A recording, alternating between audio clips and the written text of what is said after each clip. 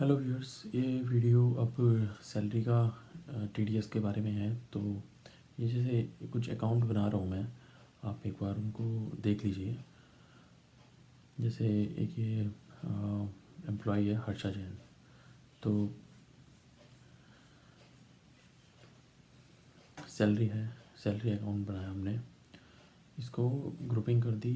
चलो एक मैंने क्या बनाया है कि एक अभी ग्रुप में यहाँ मैंने ग्रुप का भी एक ग्रुप सैलरी पेबल का मैंने ग्रुप बना लिया। ग्रुप क्रिएशन की विंडो है ये एक मैंने अभी, और उसको फिर यहाँ पे सैलरी पेबल के अंदर हमने डाल दिया हर्षा जैन सैलरी अकाउंट को भी। एक तरह से करंट लाइबिलिटी बन गई है ये भी एक, और सब ग्रुप जो है सैलरी पेबल के अंदर। अब इसमें दूसरी चीज़ बना रही कि स्टाफ सैलरी, ये जो है इंडायरेक्ट एक्सपेंस के अंदर ऑलरेडी बनाई है मैंने अभी। और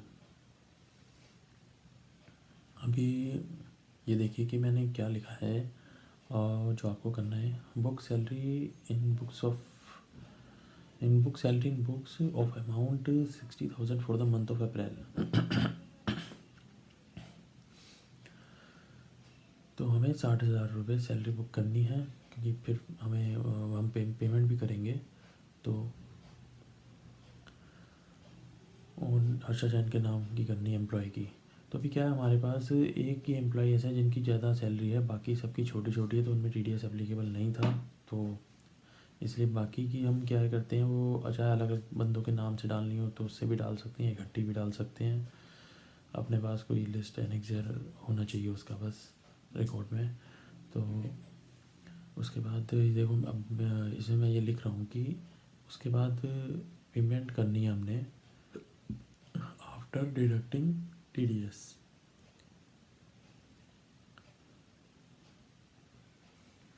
अकॉर्डिंगली मतलब जो भी टीडीएस बनता है वो काट के उनकी पेमेंट हमें करनी है। सैलरी अपना खर्चा पहले बुक करना है, फिर जो है पेमेंट करनी है।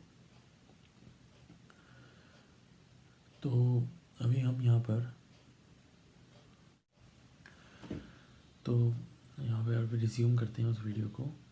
और ये अपनी वही वाली कंपनी खुली हुई है, तो ये हम जहाँ पे थे जैसे अब इसमें ये है, ठीक है। फिर हम गेटवे ऑफ टैली पे आ गए हैं और एंट्री करेंगे सबसे पहले वाउचर एंट्री। लेकिन अभी हमें ये देखना होगा कि आखिर हमें टीडीएस काटना कितना है। तो उसके लिए ना आपको, जैसे मैंने पहले थ्योरी वाली वीडियो में ही बताया था कि क्या कहते हैं उसको, आपको ज़रूरत है इसको इनकम टैक्स को समझने के लिए। ऐसे में आपको इनकी इनकम टैक्स कैलकुलेट करना होगा, तो इनकम टैक्स की नॉलेज होना ज़रूरी है। तो बट अगर आपको ज़्यादा नहीं भी है, आप को बेसिक आपको होनी चाहिए। बाकी आप एक कैलकुलेटर का इस्तेमाल कर सकते हैं। आपको बेसिक आइडिया होना चाहिए स्लैब्स का। बहुत ज़्यादा जो है इसमें डिटेल में आपको नॉलेज होने की ज़रूरत नहीं है। रेलिवेंट इन्फॉर्मेशन से भी काम चल जाता है कि जो डिडक्शन है थोड़ा उसका आइडिया हो, स्लैब है उसका आइडिया है, और जैसे इन्वेस्टमेंट्स हैं तो कैसे उनका मतलब वो स्टैंडर्ड डिडक्शन है, तो ये सब चीज़ें। तो जैसे कि मैंने अभी आपने देखा कि मैंने नेट पे ना एक कैलकुलेटर से डाउनलोड कर रहा हूँ मैं, जो कि है तो फ़िलहाल 18-19 के हिसाब से, बट अब हम ये 19-20 के हिसाब से कर रहे हैं। तो चलो टैली में बेटा में 19-20 के हिसाब से कर रहे हैं, लेकिन सिर्फ एक आपको समझाने के लिए ये सफिशेंट है। और कभी आप जब आप एक्चुअल में करेंगे तो सही वाला कैलकुलेटर लेंगे। और वैसे भी हम अभी क्या है कि बिल्कुल एग्जैक्ट जो अमाउंट था हमने वो जमा नहीं कराया है, उससे काफ़ी ज़्यादा ही जमा कराया है। और जो स्लैब में काफ़ी फ़र्क भी नहीं आया है। एक स्टैंडर्ड डिडक्शन जहाँ 40,000 होती थी वो हो गई है 50,000 हो गई है वो। और जैसा भी मैंने एक्सेल खोल ली है, तो हम इसमें क्या है अपनी सैलरी भरेंगे और ऑटोमेटिकली ये सारी चीज़ें हमें कैलकुलेट करके दे देगा। जैसे कि अब यहाँ पर ये सारी ये तो क्या है कि बहुत सारी चीज़ें भरना चाहते हैं, कुछ प्रिंट आउट वगैरह निकाल के रखना है, तो इसका तो बात अलग है, कंपनी का नेम वगैरह। और क्या है देखो, इसमें 18-19 फाइनेंशियल ईयर है तो असेसमेंट ईयर 19-20 होता है। बट अभी हम फाइनेंशियल 19-20 की टैली में वैसे एंट्री कर रहे थे, बट अभी इस कैलकुलेटर 1 साल पुराना है, तो कोई बात नहीं, समझने के लिए ठीक है। तो इसमें एक अभी आपको बहुत ज़्यादा एडवांस तो नहीं नॉलेज होने वाली है, एक आइडिया दे दे रहा हूँ मैं आपको। तो जैसे यहाँ बेसिक सैलरी का जो पोर्शन है, मिनट, तो यहाँ पर जैसे बेसिक सैलरी में for the month of April के मैंने 60,000 भरा और मैं पूरे साल की इतनी अभी मेरा एस्टिमेट है, तो मैं पूरे साल में इतनी भर दूँगा, ठीक है। तो ये यहाँ पर 60,000 के हिसाब से अब ये क्या हुआ कि अभी तो मतलब एक महीने की डाली है तो कुछ खास आएगा नहीं, अभी तो जीरो ही सब बन जाएगा। बट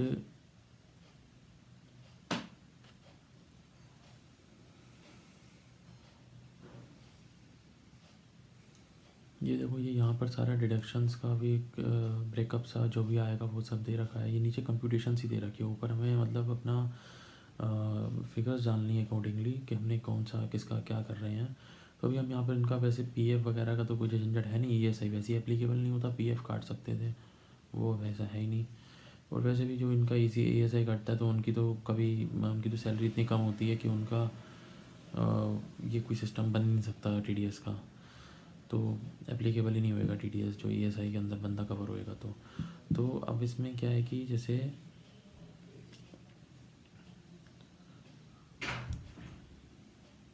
जैसे कि बेसिक सैलरी 7,20,000 हुई और स्टैंडर्ड डिडक्शन हमें आपने दे नीचे 40,000 रुपये स्टैंडर्ड डिडक्शन आया, ठीक है। ये एचआरए वगैरह कुछ होता है तो वहाँ पर वो डालना होता है, और बाकी ये नीचे स्टैंडर्ड डिडक्शन 40,000 के 680 इनकी नेट टैक्सेबल हो गई है, ठीक है। तो उधर अब हम देखते हैं कि अभी हमने इनकी कोई डिडक्शन हमने 1-1.5 लाख रुपए हम इनका 80C में डाला हमने इनका अदर्स में कि हाँ चलो ये करते होंगे इन्वेस्टमेंट एलआईसी वगैरह में, या कुछ भी स्कूल फीस जाती होगी बच्चों की, या कुछ भी बहुत सारी चीज़ें होती हैं 80C के अंदर। तो उसके बाद अब ये देखेंगे कि 530 इनकी टैक्सेबल इनकम बनी, इस पे जो है टैक्स बना 18,500, उस पर 740 का बन के वो सेस, और 19,240 का बन जाता है। और अगर इसको हम 12 से डिवाइड करेंगे तो 1,603 रुपये एवरेज मंथली टीडीएस आता है। तो अब हमने क्या करा है, बट एक्चुअल में इन्होंने क्या करा, जो क्लाइंट अकाउंटेंट है कंपनी के, उन्होंने क्या करा, मोटा मोटा लमसम में जो है 2,000 रुपये काटना कर दिया ऐसे ही। वैसे तो कायदे में होता है कि भाई पूरे प्रॉपर डॉक्यूमेंट्स लिए जाएं, डिडक्शंस के प्रूफ लिए जाएं, होता है इनकम टैक्स लॉ के हिसाब से, और 12 फॉर्म बी होता है, और वो भी मैं अभी आपको दिखाऊंगा कि। तो इसमें जो है अब हम करते हैं, हमें पता चल गया कि जी 1,603 करना है, बट अभी क्या कर रहे हैं, हम ज़्यादा ही काट दे रहे हैं। तो अब हम यहाँ पे एंट्री करना शुरू करेंगे अपनी स्टाफ सैलरी, जो हमारा खर्चा है मेन उसके थ्रू रूट होएगा। तो जो अकाउंट है हमारा खर्चे का, तो इसमें तो पूरा 60,000 रुपये डाल देंगे, फिर भाई बुक्स में तो खर्चा आ गया, ठीक है। उनके नाम पे सैलरी बुक हो गई है, और ये इनके नाम पे हमने सैलरी बुक कर ली। ये भी एक तरह से करंट लाइबिलिटी के अंदर जा रही है, पेबल में चली गया। चलो जी, अब बैलेंस शीट में भी ये पेबल में आएगा करंट लाइबिलिटी के अंदर। अब इसमें नरेशन में हमने ये लिख दिया है कि बीइंग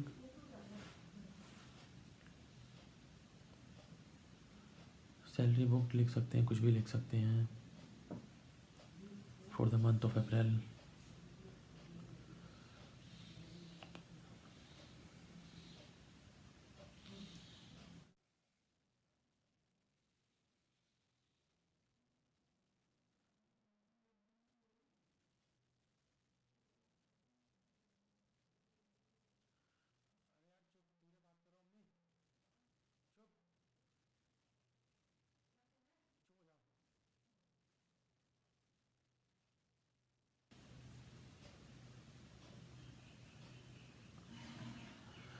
ये देखो, सैलरी पेबल 60,000 रुपये हर्षा जैन के उसमें अकाउंट में आ रहा है कि भाई ये हमारे हमने 60,000 पे करना है। तो अब हम यहाँ पर एक्चुअल में 60,000 नहीं, टीडीएस काटे के पे करेंगे, तो एक अलग से एंट्री कर देंगे। और ये एंट्रियाँ दो अलग अलग करने की बजाय हम उसमें एक में भी कम कर सकते थे कि हर्षा जैन पेबल में कम डाल देते, इसमें यहाँ पे कम डाल देते, बाकी डेबिट क्रेडिट कर देते, टीडीएस को कर देते हैं। तो मतलब क्रेडिट जो कर रहे थे उसको एक अकाउंट की जगह दो अकाउंट में स्प्लिट करके, तो कुछ टीडीएस में बाकी हर्षा जैन में डाल देते हैं। तो इसमें वैसे हर्षा जैन सैलरी अकाउंट को जगह जो नाम दिया हुआ है उसके आगे Harsha Jain salary payable account लिखते थे, पेबल लिखते थे खाली, तो वैसे वैसे ही लिखा है। अब ये जैसे TDS on salary payable financial year 1920, बिल्कुल पर्टिकुलर सारी चीज़ें की सैलरी का है, फाइनेंशियल ईयर 1920 का है, प्रॉपर ऐसे बनाना है, पेबल है, 3 चीज़ें इससे पता चलती है। चौथी बात की है TDS है। तो अब इसमें ये सब चीज़ें तो ऐसे बाय डिफ़ॉल्ट कुछ भी चली जाती हैं, इसमें इसका कोई लेना देना है नहीं, वैसे आनी नहीं चाहिए ये सब चीज़ें इन अकाउंट्स में। तो ये हमने 2,000 रुपये का प्रोविज़न कर दिया और 58,000 रुपये हम बैंक से पे कर देंगे उनको।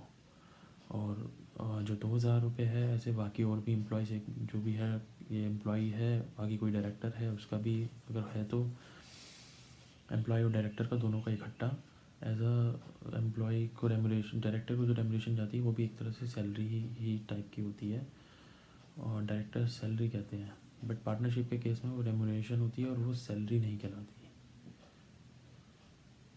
पार्टनरशिप के केस में अगर पार्टनर सैलरी लिख भी देते हैं कुछ लोग, लेकिन वो एक्चुअल में रेमुनेशन होती है। इन दो चीज़ों का ना अलग अलग तरीका है, इन दोनों का ट्रीटमेंट इनकम टैक्स में, इन दोनों आपको रेमुनेशन और सैलरी। तो फ़िलहाल अभी हम डायरेक्ट सैलरी की TDS की बात कर रहे हैं। तो ये जैसे हमने बैंक से इसको पे कर दिया 58,000 रुपये, ये मैंने आपको करके भी दिखा दिया। और जैसे कि डायरेक्टर की सैलरी भी बुक होती है, जैसे अब हमारे पास ये जो कंपनीज होती हैं छोटी होती हैं, प्राइवेट लिमिटेड बना लेते हैं ज़्यादातर कुछ लोग, तो फिर वो पैसा कैसे निकालें, प्रोप्राइटरशिप में तो चलो ड्राइंग्स से निकाल लेता बंदा, पर कंपनी में ड्राइंग्स नहीं होती है और ये होता है, मतलब सैलरी के अकाउंट नाम पे निकाल सकते हैं डायरेक्टर पैसा बस, जो कि सीधा P&L में खर्चा बुक हो जाएगा। उनकी कैपिटल से भी कम नहीं होएगा, जो उनकी अगर शेयर कैपिटल्स वगैरह दे रखी होती है उन्होंने स्टार्टिंग बिजनेस के टाइम पे। तो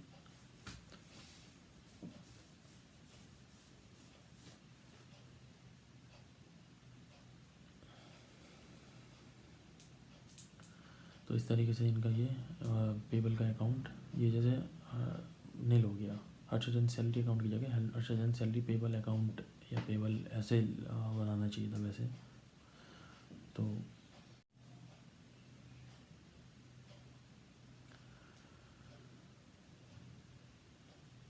ये मैंने अभी एंट्री को डिलीट कर दिया, पता नहीं आगे। हाँ अच्छा, अभी इस एंट्री को मैं आपको ऐसे भी करके दिखा रहा हूँ कि एक सिंगल एंट्री में अगर हमें करना था तो कैसे कर सकते थे। उस एंट्री को मैंने डिलीट कर दिया और ये हम यहाँ पर दोनों को, जैसे मैंने पहले बताया था कि क्रेडिट वाले पोर्शन को स्प्लिट करके एक एंट्री कर देते, तो वैसे ऐसे ही करते हैं तो सही रहता है, हाथ के हाथ पता चल जाता है सब कुछ।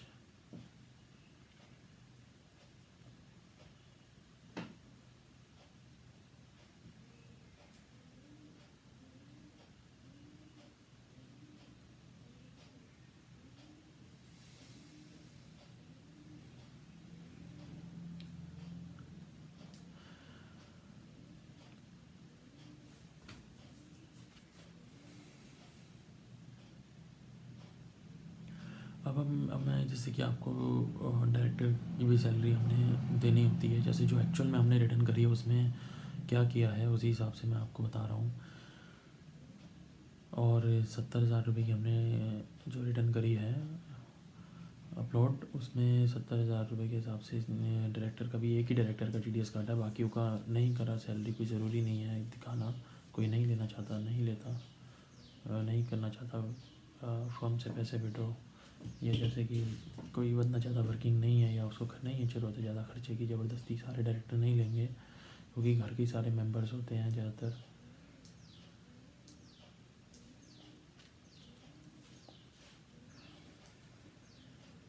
तो कोई एक निकाल ले रहा है बस।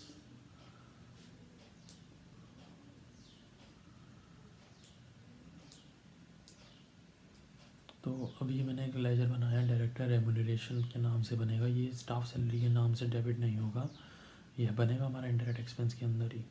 बट क्या है कि जैसे अलग अलग चीज़ों के नाम का यूज़ होता है अलग अलग नेचर की पेमेंट के लिए, तो वैसे ही है बस। 70,000 रुपये क्रेडिट हमने इसमें TDS जो काटा है एक्चुअल में वो एक हमने कैलकुलेशन करी होगी जो उस हिसाब से काटा है। ये डायरेक्टर का नाम लिख दिया कि भाई उनके नाम से हम क्रेडिट करेंगे सैलरी पेबल। सैलरी पेबल नहीं, रेम्यूनरेशन पेबल कहते हैं इसको।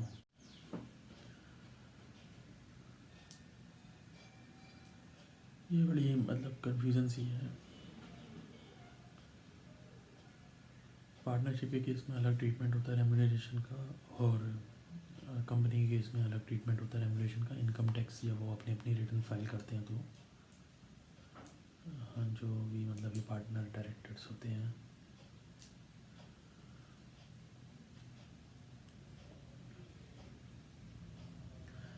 तो 70,000 रुपये नहीं, ये जो है अभी हम यहाँ पे TDS का प्रोविज़न लिखेंगे। पहले एंट्री 3625 रुपये हमने काटा है। ये मैंने देखा था रिटर्न में जो ऑलरेडी फाइल हुई हुई है, तो उसकी भी कैलकुलेशन करी होगी सिमिलरली जैसे हमने आशा जैन की करी है। इनका मुझे लग रहा है हमने एग्जैक्ट फालतू नहीं काटा, एग्जैक्ट वही काट लिया है, और एग्जैक्ट ही काटना चाहिए, क्योंकि इसमें इनकम से हमारे यहाँ से तो इनकम जाकर कल को बढ़ेगी तो फिर हम उसको बढ़ा के भी काट लेंगे।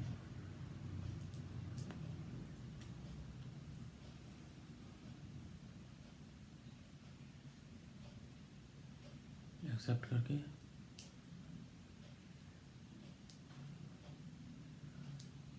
तो जब आप कहीं कंपनी में काम करेंगे तो ये नहीं चाहिए होगा, आप इन्हीं बातों का आपको ध्यान रखना है कि ये कंप्लायंस इंश्योर करना है कि प्रॉपर हो रहे हैं, TDS सबका काट रहे हैं, जो भी एक्सपेंस बुक कर रहे हैं उसका। तो मेनली यार बुक्स तो बनानी होती है आपको अपने रिकॉर्ड्स के लिए कि भाई लोगों से क्या लेना देना है, अपनी इन्फॉर्मेशन के लिए कि भाई अपनी जानकारी के लिए तो आप बनाते ही हैं, और बाकी ये गवर्नमेंट कंप्लायंस दो ही पर्पस मेन होते हैं बुक्स बनाने के।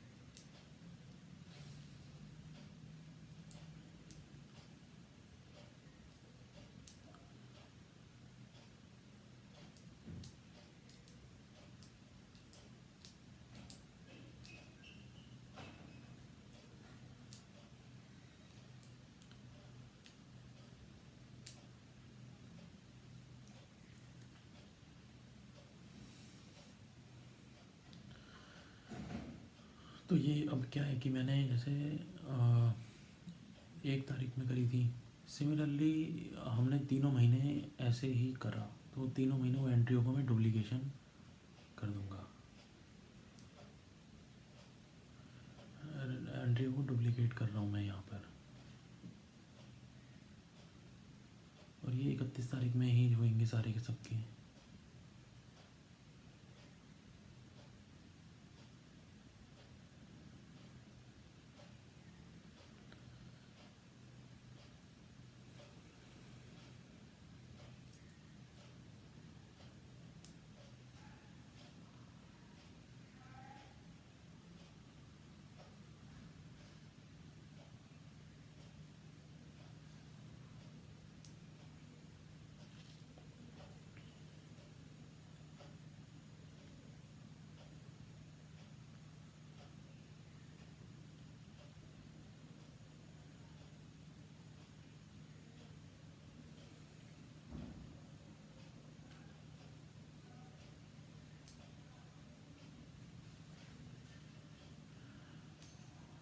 और जो पेमेंट की एंट्री है बैंक से इकट्ठा चलान किया, भाई मैं उसको दोबारा से आपको दिखा रहा हूँ कि भाई ये 7 फरवरी को हमने जमा कराना होता है जनवरी का, तो ये हमने 7 फरवरी को एक्चुअल में जो जमा कराया वो यही कराया, इसी का चलान भी देखेंगे अभी आप इसी डेट का। नरेशन में लिखा जा रहा है कि being TDS online payment challan from bank.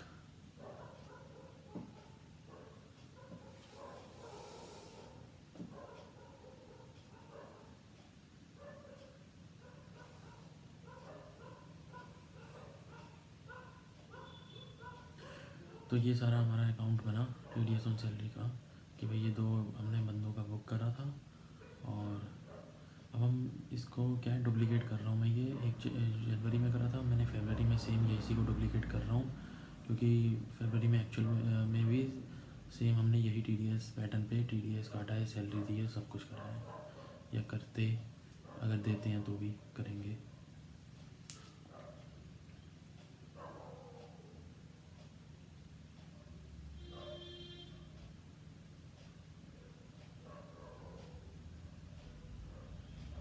ऐसे ऐसे ही मार्च की भी कर लिया मैंने, और यही एक हमारा सिंगल लेजर बन जाएगा।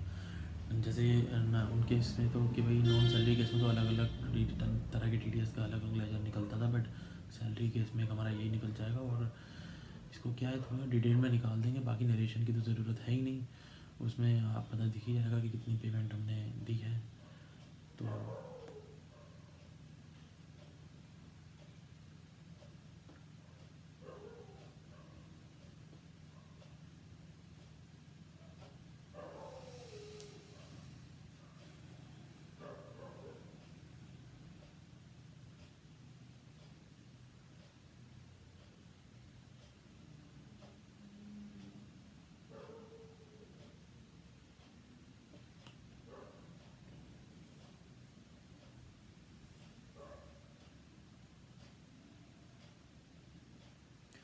तो एक्चुअल में हमें ना ये लेजर ही आया है क्लाइंट से, ऐसे ही बन के आया है, बाकी का काम फिर आगे का हमने किया है। यहाँ तक का काम वहाँ के क्लाइंट के बंदे अकाउंटेंट ने करा है।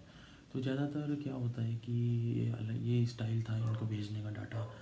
तो बहुत सी कंपनियों में क्या होता है कि वो रिटर्न इन हाउस नहीं करते, खुद के एम्प्लॉइज़ से नहीं करते, और बाहर कहीं आउटसोर्स करते हैं, कंसल्टेंट के थ्रू करते हैं, कि ताकि ज़्यादा मतलब लोगों का इन्वॉल्वमेंट होएगा तो गलतियों के चांसेस कम होंगे। एक से गलती होगी तो दूसरा करते हुए उसको नोटिस करके पॉइंट आउट कर सकता है। बड़ी बड़ी फैक्ट्रियों में जहाँ हज़ार हज़ार बंदों का स्टाफ भी होता है, मतलब अकाउंट्स में नहीं, वैसे ही कि मतलब, तो वो तक लोग भी मैंने देखा है कि बाहर से अपनी कंसल्टेंट्स वगैरह के थ्रू रिटर्न फाइलिंग का काम करवाते हैं।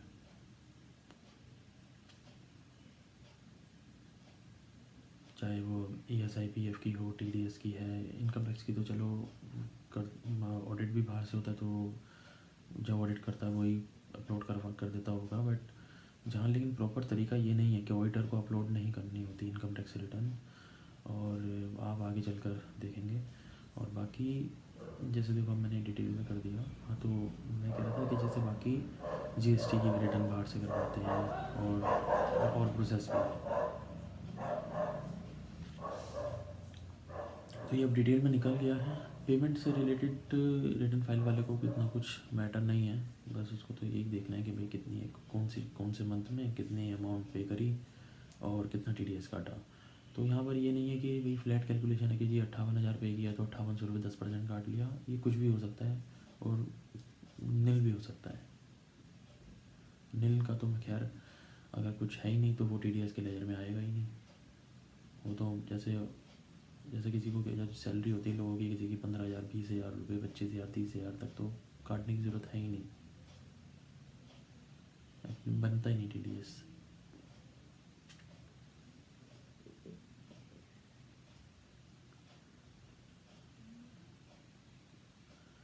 आज ये जो अभी हम चीज़ मैं आपको बता रहा हूँ, जब मैं भी स्टार्टिंग में नया नया था तो बड़े कन्फ्यूज़न रहती थी चीज़ों को लेकर। बट क्या होता है कि जब हम चीज़ों को सीख जाते हैं ना तो फिर अपना टाइम भी भूल जाते हैं, लेकिन हमें वो टाइम नहीं भूलना चाहिए।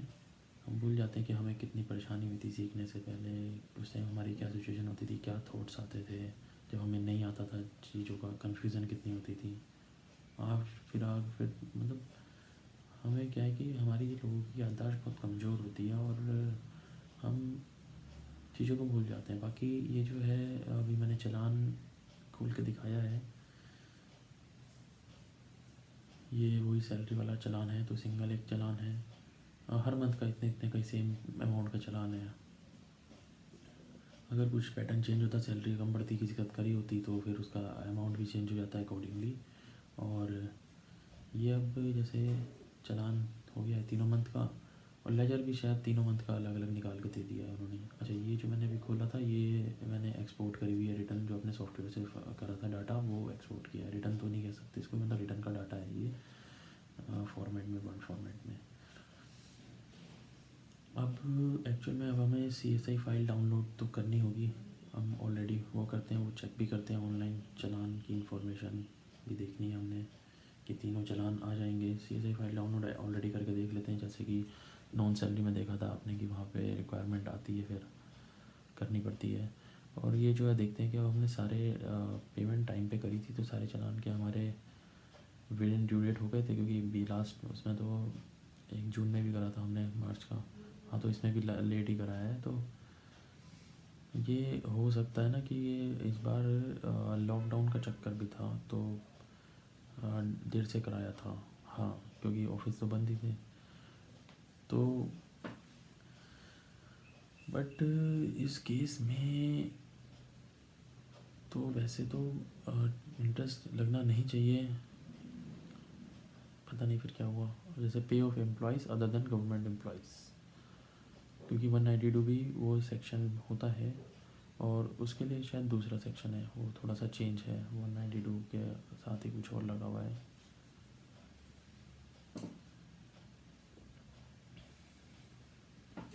ABCD कर देते हैं, 192 ABCD को जिस तरीके से कर देते हैं होती होगी उनकी। और बाकी शायद वो 192B है, और ये खाली 192 होता होगा। तो ये सारे हमारे चलान्स तीनों आ ही रहे हैं। हम डाउनलोड कर लेंगे चलान फाइल को। अच्छा, जैसे अभी आपने ये ऑनलाइन देखा था, तो इसमें क्या होता है, आगे वो कॉलम और चेक बॉक्स दे रखा होता है। तो कभी अगर ये देखो चलान की यहाँ पे अमाउंट नहीं आ रही होती, लेकिन कभी कभार ज़रूरत पड़ती है हमें उसको वेरीफाई करने की कि अमाउंट को, तो वहाँ पे वो फैसिलिटी है, ये ऑप्शन कि इसमें क्या होता है, कंफर्म टिक करना होता है, उसमें अमाउंट डालनी होती है। कंफर्म करेंगे तो अगर वो बता देगा कि हाँ ये अमाउंट मैच है या मिस मैच है, उसकी ज़रूरत भी आगे बताएंगे कि कैसे क्यों होती है।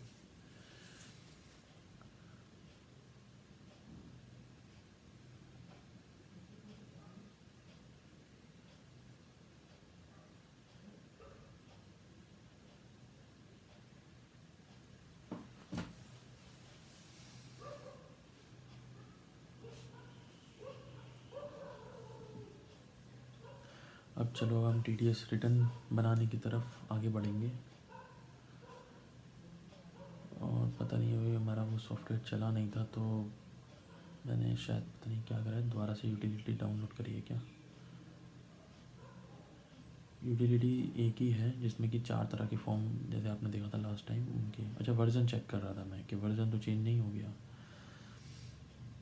तो ठीक है, ये यहाँ पर ओपन भी हो गई है, और वर्जन अभी अपना हमारा सेम, नहीं तो पहले वर्जन ही डाउनलोड कर लेता मैं। 3.3 है हमारा, देखो ऊपर। तो ये चीज़ ज़रूर चेक करनी होती है हमें करने से पहले। एक नया हमें आगे स्मूथ, ताकि प्रोसेस स्मूथ चलता रहे। तो ओपन तो सेव रेगुलर फाइल कोई है नहीं, अब फ्रेश है, तो क्लिक टू कंटिन्यू कर देंगे। और ये पर हम पिछले भी जैसे पहले डाला था वही सब चीज़ें डालेंगे यहाँ पर सेम। थोड़ा सा चीज़ों का ये हो जाएगा, क्वार्टर इसमें, चलो ठीक है वो रहेगा। टाइप ऑफ डिडक्टर तो हमारा कंपनी है, और 19 फाइनेंशियल ईयर ले लिया, Q4 की रिटर्न है। ये देखो ऊपर लिखा हुआ भी इन रिस्पेक्ट ऑफ सैलरी हो, जैसे ना दूसरे वाले में तो, उस वाले में तो कई सारे सेक्शंस दे दिए थे।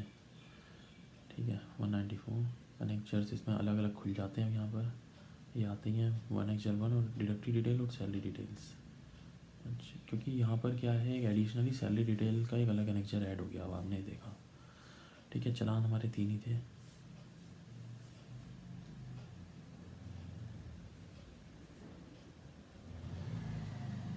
सेम अमाउंट के थे सारे, वो भी डाल दिए।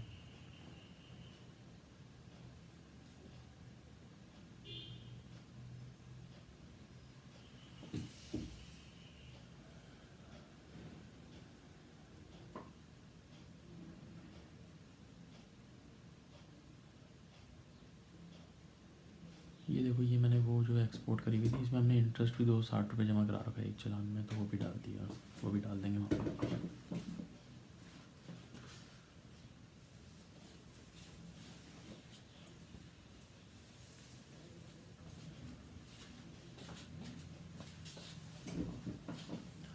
ठंडे का टाइम है।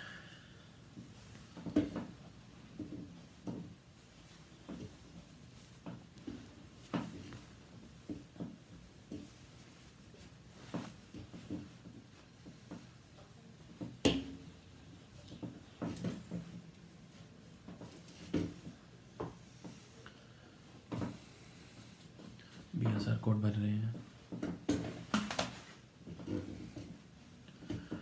Date on which amount deposited, तो ये तो एग्जैक्ट चालान की डेट आ जाएगी। इस डेट के साथ कोई छेड़छाड़ नहीं हो सकती है।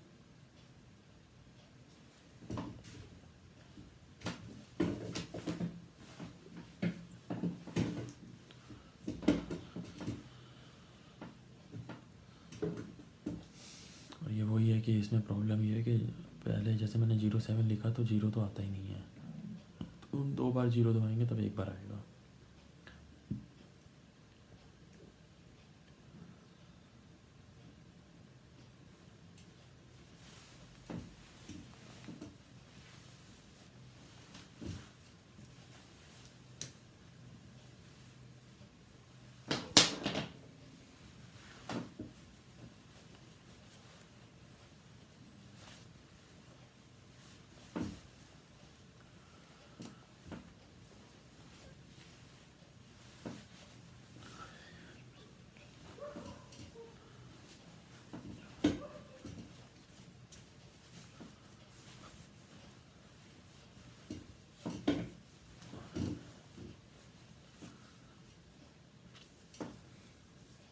और यहाँ पे अब चालान सीरियल नंबर भी डाल दिया हमने।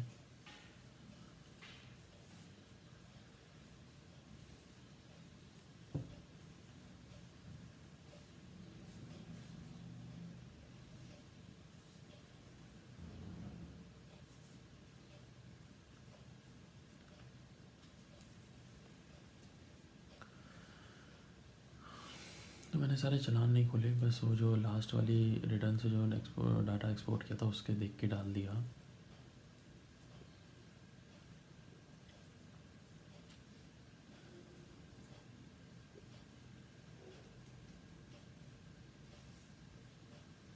अभी जैसे देखो चालान की अमाउंट अगर कंफर्म करनी होती है तो कैसे करते हैं ये कह रहा है अमाउंट मैच लिखा आता है यहाँ पे।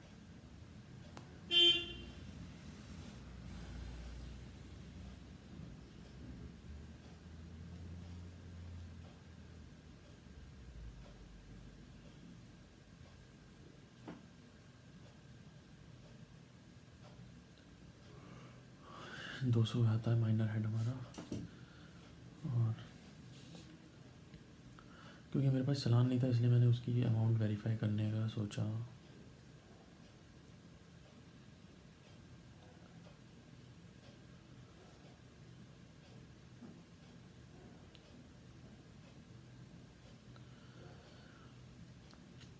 अब जैसे हमारे 2 ही डिडक्टिव हैं तो सारे चालान में 2 सबकी डाल दी हमने वो। बाकी ये TDS में क्या है कि ये सारा जो मेन यही है, डाटा रिलेटेड काम है। ये रिपोर्ट बनाओ, वो रिपोर्ट बनाओ, ये चालान नंबर, सीरियल नंबर, जस्ट इस तरीके से भी आप आगे और देखेंगे। बहुत मतलब इसमें बहुत ज़्यादा डाटा साइंस जैसा सिस्टम है बिल्कुल। मतलब सब कुछ जो है डाटा ले बहुत डिफरेंट डाटा है। तो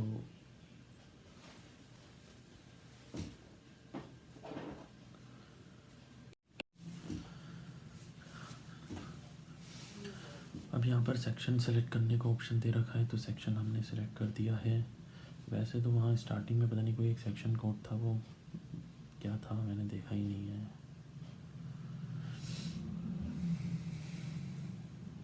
हम देखते हैं जी ये 192 सेक्शन है क्या। 92A का भी ऑप्शन आ रहा है, तो ये बाकी सब क्या है। 92A to B है, बहुत सारे मतलब ब्रैकेट में है बहुत। ये नहीं कि नंबर चेंज कर दो यार तुम 143 तुम 725 दे दो, 726 दे दो। साला एक ही उसके आगे ब्रैकेट लगा लगा के दिमाग ख़राब कर देते हैं।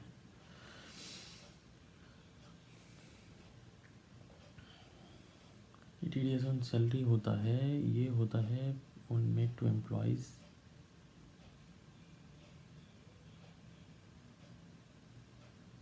F 92B होता है, A होता है, पता नहीं क्या होता है अलग अलग। अब इसमें ये देखना है।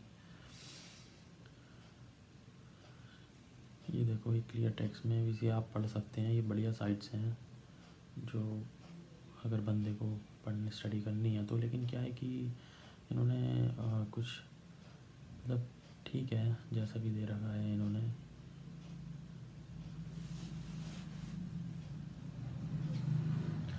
ये कह रहा है employees provident fund trustees of, ये सब हमारा केस में ये सब मतलब बहुत ही यूनिक यूनिक केसेस होते हैं जिसमें मतलब ये अलग अलग सेक्शन बने होते हैं।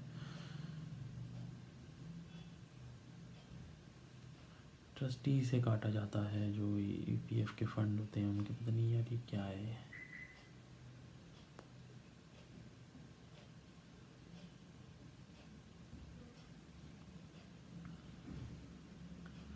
Ninety four C of the income tax में इन एक्सेस कुछ ये भी अलग चीज़ है कि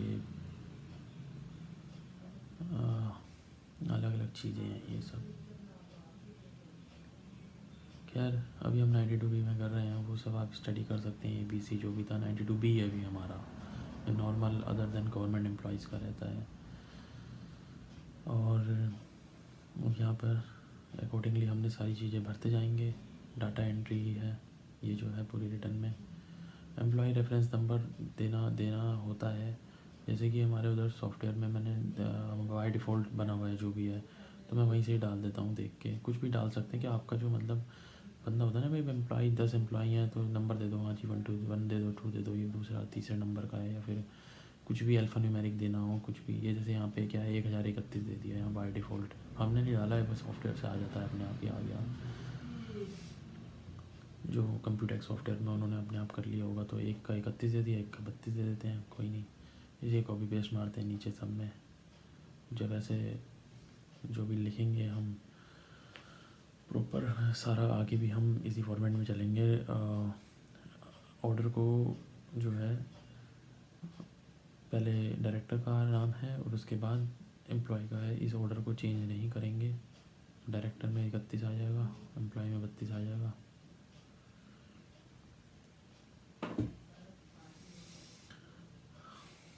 ये लास्ट पैन ऑफ एम्प्लॉय पता नहीं कौन से केस में होता है, पैन ऑफ एम्प्लॉय डालना ही है, पैन नंबर ये सब कुछ है इसके हमारे रिटर्न में। पैन नंबर 10, पैन नंबर के थ्रू ही तो सब में जाता है, 10 नंबर से लॉगिन होता है। हालांकि इन्हें 10 नंबर की जगह एक नंबर भी दे सकते थे ये, कि पैन से ही करा दो, तुम भी अपने पैन से करा दो, सामने वाले के पैन में करा दो, क्या परेशानी है। जीएसटी में भी जीएसटी टू जीएसटी जाता है, इनपुट ट्रांसफ़र होता है, क्रेडिट। तो खैर ये तो गवर्नमेंट के नाम पे लिया हुआ है।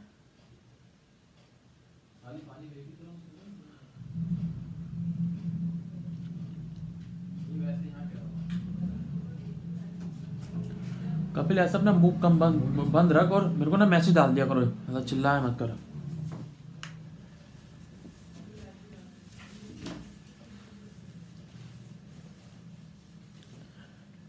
अच्छा, date of payment of credit जो होता है उस केस में तो सैलरी तो सब डेट ऑफ लास्ट मंथ में ही जाती है, 31 तारीख को ही करते हैं ज़्यादातर। Last day of the month में ही क्रेडिट करते हैं। कोई बंदा अगर पहले छोड़ के चले गया, हाँ ठीक है, उसको उस दिन की में डाल देंगे। 15 को छोड़ के चले गया तो 15 को, या 20 को छोड़ के चले गया तो 20 को ही उसका प्रोविज़न कर देंगे, एंट्री वगैरह डाल देंगे बुक्स में। मतलब ऐसे कोई इतनी बुक ये डेटे चेक नहीं करते कल को रिटर्न में मतलब इतनी डीप चेकिंग नहीं होती है, डेट ऊपर नीचे थोड़ी बहुत चल जाती है। अच्छा, अब यहाँ पर अमाउंट पेड कितना जा रहा है, टोटल जितनी सैलरी उस मंथ की दी है वो डालेंगे, क्योंकि जैसे वहाँ पर भी क्या है कि ऑनलाइन उनके 26 डेज़ में फिर हर मंथ की डेट में ही शो करेगा कि कितनी कितनी सैलरी दी है। बिल्कुल ऐसा ही उनका 26 डेज़ बन जाएगा, एक तरह से मंथली सैलरी का वो लिस्ट भी बन जाएगी। और अब हम ये लिख देंगे यहाँ पे किस किस का TDS काटा है। तो यहाँ क्या है कि इजी है बहुत, दो ही डिडक्टर हैं अभी फ़िलहाल, और रिकरिंग यानी कि रिपीटेशन टाइप का है, तो इजी होगी डाटा एंट्री थोड़ी सी भी यहाँ पर हमारी।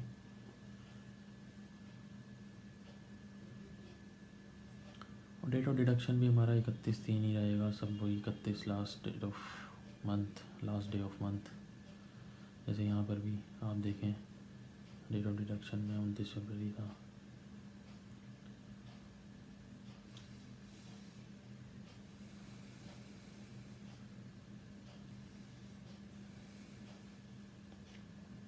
कॉपी पेस्ट हो गया यहीं से उठा के, शायद ये क्या हुआ है पता नहीं।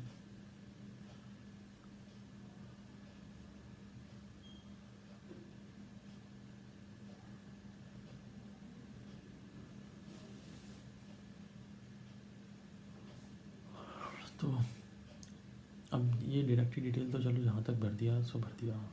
अब सबसे जो थोड़ा सा टिपिकल पार्ट आ जाता है वो आ जाता है ये एनेक्जर डिटेल। तो एनेक्जर डिटेल में भी क्या है कि एम्प्लॉय वॉइस ये फोर्थ क्वार्टर में जाता है, हालांकि फर्स्ट सेकंड थर्ड क्वार्टर में नहीं जाएगा, फोर्थ क्वार्टर में ये एनेक्जर जाता है, क्योंकि बंदे का जो है फुल एंड फाइनल सेटलमेंट हो जाता है। यहाँ पर साल ख़त्म होता है एक तरह से, ये इनकम टैक्स की कंप्यूटेशन चले जाती है, सब एक्चुअल जाना ही पड़ती है। साल भर तो आप जो मर्जी TDS ऊपर नीचे भी काट लोगे, ठीक है, पर यहाँ पर फोर्थ क्वार्टर में आपको फाइनल जो उसका कैलकुलेशन है वो डालनी पड़ेगी, दिखानी पड़ेगी, पूरे साल की करनी पड़ेगी। और अगर जो है कुछ शॉर्टफॉल है तो उसको यहीं पर ही कम ख़त्म करना होगा। एक्सेस काट लिया तो कोई बात नहीं, बंदा अपने आप क्लेम कर लेगा अपनी ITR में रिफ़ंड। और ये थोड़ा सा लेंदी फॉर्मेट प्रोसीजर वो है, फॉर्म है।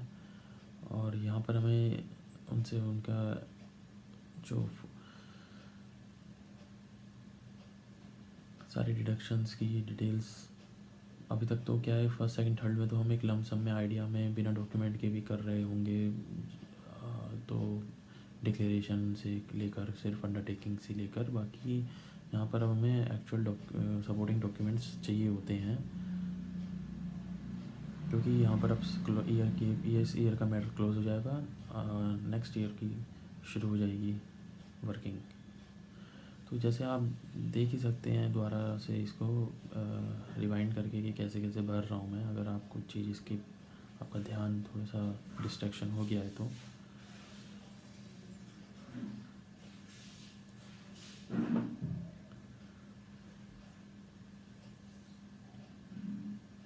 ये बनने फर्स्ट टाइम मैंने भी ये फ़र्स्ट टाइम भरा था और मुझे काफ़ी टाइम लग गया था इसको बनने में।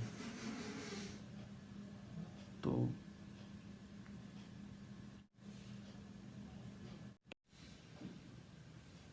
और यहाँ पर ये जो डिटेल्स हम डालते हैं वो तो तो अब इसको हम सेव करेंगे तो ये कहेगा कि भैया यहाँ पे ये डिटेल नहीं भरी तुमने, एटलीस्ट मैंडेटरी वाली वो भरो, कुछ कुछ तो भरने को बोलता ही है। चलो खाली अगर 10 नंबर डाल रहे हैं तब भी हमें सेव करने का ऑप्शन दे रहा है, तो हम डाटा यहाँ पे सेव करते हैं और नया पाथ बना लेंगे, सब कुछ एकदम फ्रेश, नया फोल्डर।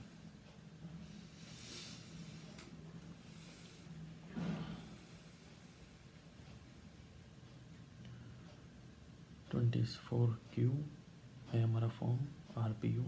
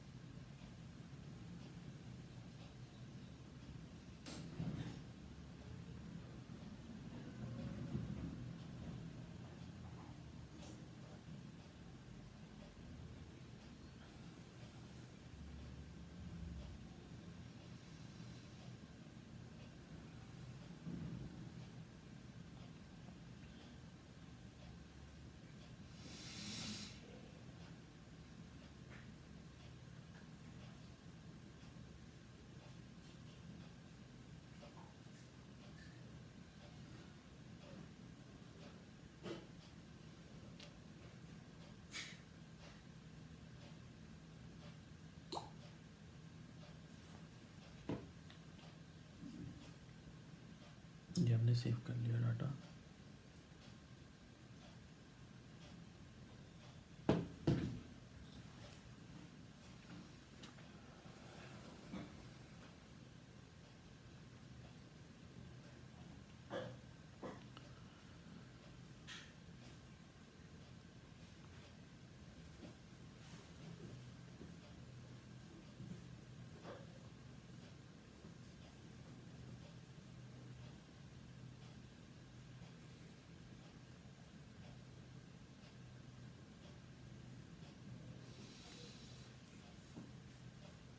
अब दोबारा से उसी को खोल रहे हैं, चेक कर रहे हैं कि भाई ठीक ठाक सही आ गया नहीं आ गया, पता चले और इतनी मेहनत भी कर दी आगे। तो ये है, क्लिक टू कंटिन्यू।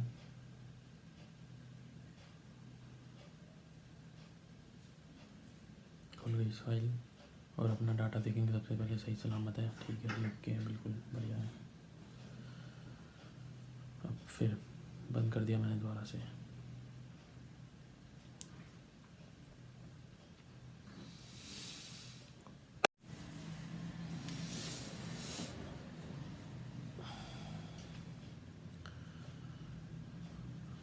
तो अब मैं दोबारा से इसको खोल रहा हूँ,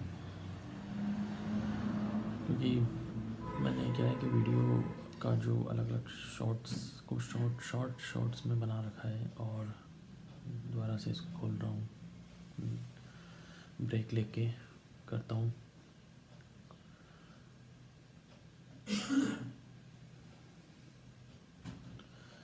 तो जहाँ हमने Annexer 2 भर रहे थे उसी को भरना है। अब बढ़ते हैं, इधर स्क्रॉल करते हैं आगे। तो बहुत ही लंबा जो है ये स्क्रॉल टैब है, इसको वहाँ हमने मूवमेंट डालना होगा।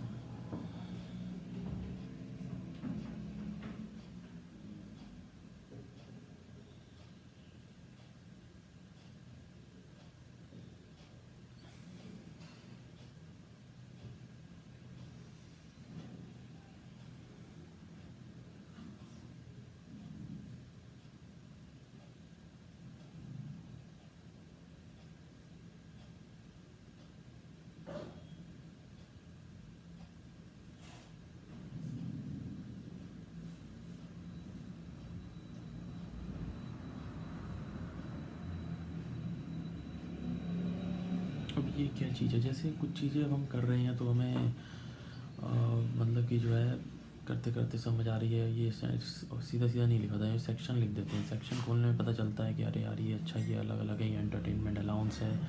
तो ये क्या होता है कि कुछ टैक्सेबल होते हैं, कुछ एग्जाम्प्ट होते हैं, इसकी अपने आप में एक डिटेल स्टडी होती है। ये तो चलो स्टैंडर्ड डिडक्शन हो गई है। खैर ये तो अब 50,000 थी, इसका शायद सेक्शन चेंज कर दिया हो। पहले 40,000 थी उस फाइनेंशियल ईयर में, 18-19 में, 19-20 में ये बढ़कर 50,000 कर दी गई है। सैलरी पे मिलती है ये, चाहे डायरेक्टर सैलरी होता है उस पर मिलती है, बट जो पार्टनरशिप फर्म्स में जो सैलरी वो रेम्यूनरेशन विड्रॉ करते हैं उसमें नहीं मिलती, ये उस पर एप्लीकेबल नहीं होती। पहले क्या होता था, देखो ये लिखा हुआ है कि 19,200 का मिलती थी कन्वे उसका, और मेडिकल का मिलता था, रिम्बर्समेंट। वो हर साल की क्या चेंज होती रहती हैं चीज़ें। बजट में जो लाते हैं ना, बजट लाते हैं उसमें फाइनेंस एक्ट बजट कहते हैं उसको, जिसमें ये इनकम टैक्स के बहुत सारे चेंजेस आते हैं। अब तो क्या है कि जीएसटी भी सेंट्रल हो गया, तो वो भी फाइनेंस एक्ट के थ्रू उसमें भी चेंजेस कर देते हैं। तो ये सब चीज़ें हैं, आपको सर्च करेंगे, स्टडी करेंगे, जैसे जैसे मैंने करके भी दिखाया आपको, आप देखेंगे। तो 50,000 तो हम स्टैंडर्ड डिडक्शन लेंगे ही, जो कि वो तो सबको है ही, मिलती है ही सबको। वैसे तो यहाँ यूटिलिटी है, इसमें डालना पड़ रहा है, बट सॉफ्टवेयर्स के थ्रू बड़ी कंपनीज़ में हम भी करते हैं तो वहाँ ऑटोमेटिकली वो ले लेता है, पूछने वाली बात ही नहीं है। ये इतने सारे, बस बहुत सारे कंसेशन हैं, ये सब है, बहुत सारी चीज़ें हैं, कितनी सारी चीज़ें हैं।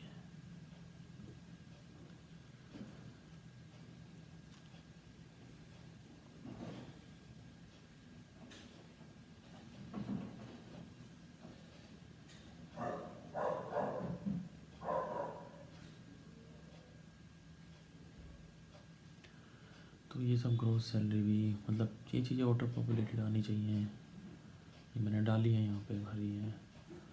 तो काफ़ी मेरे को एरर्स आए इसको करते हुए। फर्स्ट टाइम कर रहा था, आइडिया भी नहीं था,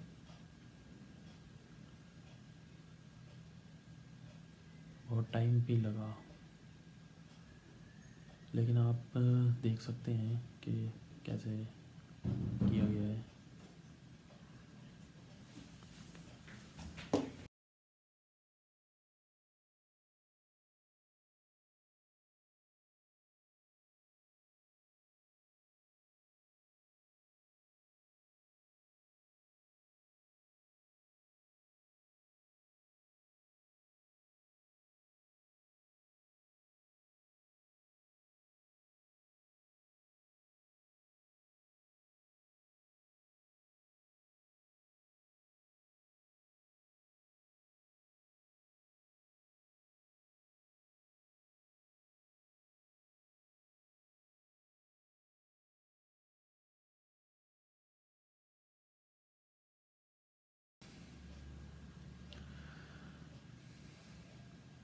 बाकी सारी चीज़ें मैं एक्सप्लेन नहीं कर रहा हूँ, आप खुद भी क्या चल रहा है स्क्रीन पर इसको देख कर ऑब्ज़र्व करें।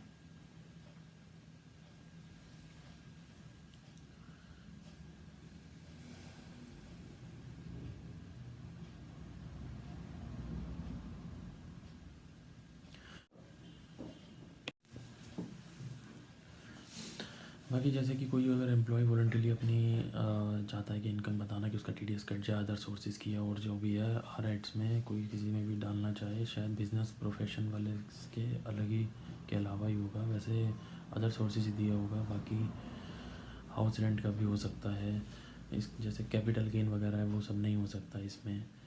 तो बाकी देखो कितने सारे 80C के अंदर कई सारे जो सेक्शंस हैं उनके सबका इतने सारे कॉलम्स भरे पड़े हैं।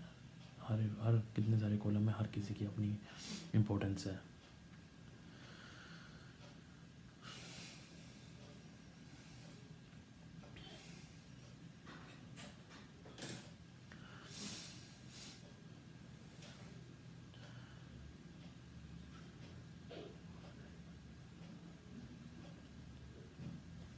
जैसे कि ये यहाँ पर क्या होता है कि इनकम की वो डिडक्शन होती है हाउस प्रॉपर्टी लोन की, तो शायद वो यहाँ पे माइनस, जो जैसे मान लो इंटरेस्ट बंदा देता है तो उसको as a loss from house property treat करा जाता है जब वो होम लोन वगैरह लेता है, वो इंटरेस्ट देता है उसमें, जो वो चाहे सेल्फ ऑक्यूपाइड भी होती है और रेंटेड भी होती है कि अगर उन्होंने रेंट पे दे रखी है तो रेंट की फिर इनकम भी डाली जाएगी और इंटरेस्ट भी डाला जाएगा। और तो ये यहाँ पर उसका पैन नंबर भी डाला जाता है लेंडर वगैरह का। और ये कह रहा है further update select value whether interest paid to ledger, मतलब वेदर इंटरेस्ट पेड को पहले यस करना पड़ेगा तभी तो यहाँ पे ये डालने का ऑप्शन देगा, जब अब कि हमारे केस में इंटरेस्ट पे कर ही नहीं रहा कोई।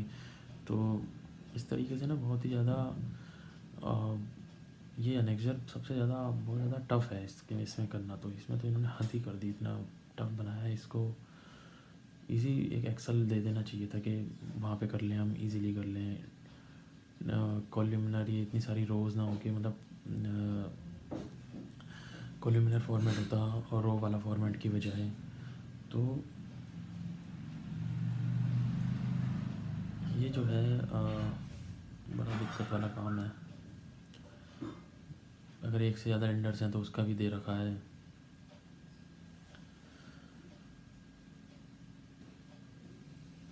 इसलिए अगर जहाँ भी आप काम कर रहे हैं, देखो पहली बात तो टीडीएस काटने की लाइबिलिटी जिसका ऑडिट होता है उसी को होती है। और बड़ी कंपनी में आप काम करोगे, छोटी मोटी में तो चलो आप पार्ट टाइम करोगे ठीक है।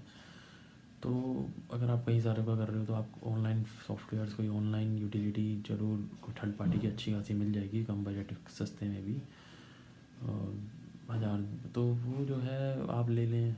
अदरवाइज़ इससे करना तो बहुत ही कम लोग इसको यूज़ करते होंगे, तो बहुत ही रेयर केस में यूज़ होता होगा। इसलिए मैं आपको एक बार सॉफ्टवेयर से भी करके दिखाऊंगा और कंपैरिजन भी हो जाएगा कि क्या कैसे कैसे रहता है चीज़ें।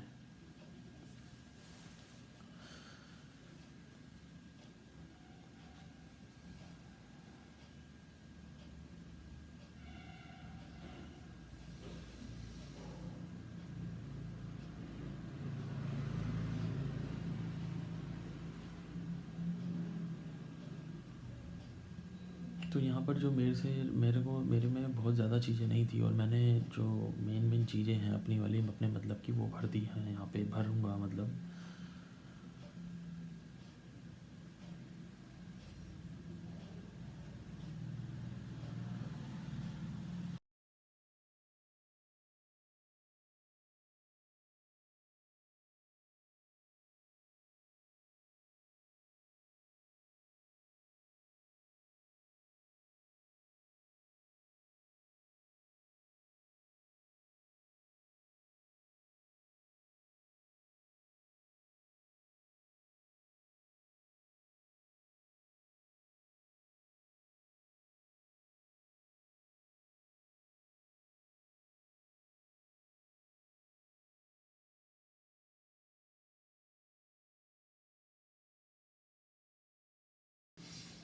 बाकी तो आप जब खुद से एक बार इस चीज़ को करेंगे बिल्कुल जैसे मैंने करा हुआ है, तो आपको तभी अच्छे से आपको समझ आएगा,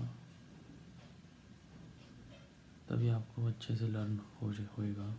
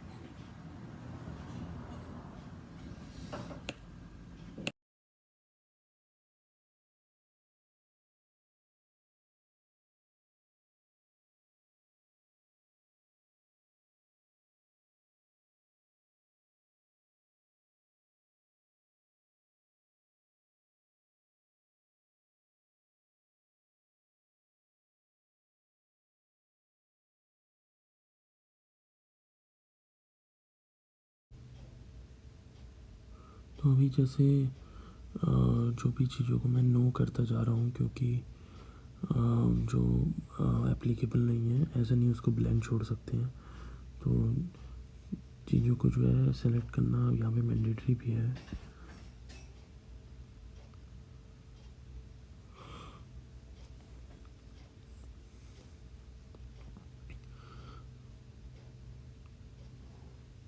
और जो ग्रोथ सैलरी है वो मैंने पहले ही डाल रखी है, तो वो ऑटो पॉपुलेटेड भी जगह जगह जैसे कहीं से इधर से उठ के आती है, वहाँ से आ रही है। ये मैंने जैसे कि पूरा अपने पास जो ऑलरेडी फाइल करी हुई उससे मैंने एक्सपोर्ट किया हुआ ये एनेक्चर है, तो वहीं से देख रहा हूँ मैं साथ साथ कि कैसे कैसे कहाँ पर क्या हुआ है। जैसे अभी क्या होता है कि डिडक्शंस होती हैं जो ये मैंने वहाँ से देख के डाल रहा हूँ, जैसे कि ये LIC में इन्वेस्टमेंट की होती है, TC के अंदर आती है। तो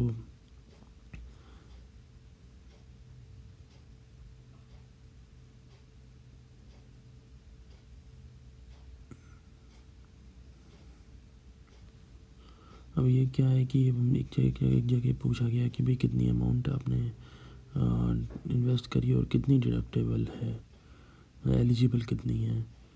तो अगर मान लो वैसे हमारे केस में तो 1.5 के अंदर ही है। हमने ज़्यादा भी डालेंगे तो उसका कोई फ़ायदा मिलना नहीं। अगर किसी ने डेढ़ से ज़्यादा भी 2 लाख भी करी है तो मिलनी 1.5 ही है। तो एक तरह से ये साथ साथ इसकी कंपटीशन ही तैयार हो रही है यहाँ पर, ये भी कह सकते हैं।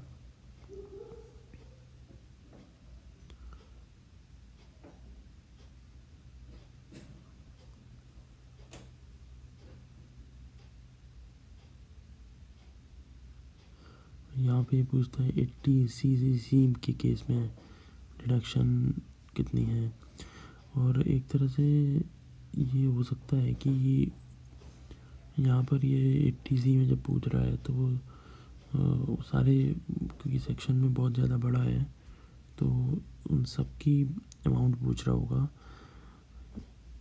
वैसे तो हम सॉफ्टवेयर से करते हैं तो वहाँ पर हम अलग अलग डाल देते हैं और हमें इतना ज़्यादा दिमाग लगाने की ज़रूरत नहीं पड़ती कि भाई, जैसे कि यहाँ पर हमें समझना पड़ता है कि भाई इतने सारे कॉलम हैं, आखिर वो किस तरीके से हमसे इंफॉर्मेशन मांगना चाह रहा है, किस स्टाइल में मांगना चाह रहा है, हमें ये सब अभी देखना पड़ रहा है। तो जैसे ये था कि 80D मेडिक्लेम में क्या गया है, लिया हमने, वो भी वहाँ से देख के डाल दिया। वैसे तो मेरे पास अगर ये नहीं ऑलरेडी रिटर्न नहीं गई होती तो मैं जो है उनसे अपने जो भी वो होते हैं, एक ये होता है कि डिडक्शन के लिए एक फॉर्म होता है इनकम टैक्स का, एक प्रिस्क्राइब्ड फॉर्मेट में कि हमें एम्प्लॉय से लेना होता है इन्वेस्टमेंट डिक्लेरेशन का आईडी, जैसे ये होता है। वैसे तो अभी क्या होता है कि कुछ लोग नॉर्मली नहीं भी लेते और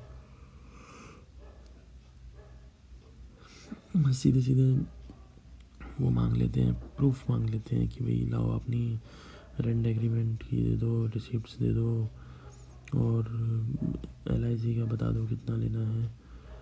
वर्बली ले लेते हैं, बाद में सपोर्टिंग डॉक्यूमेंट्स भी लेंगे फुल एंड फाइनल सेटलमेंट से पहले, साल ख़त्म होने से पहले। तो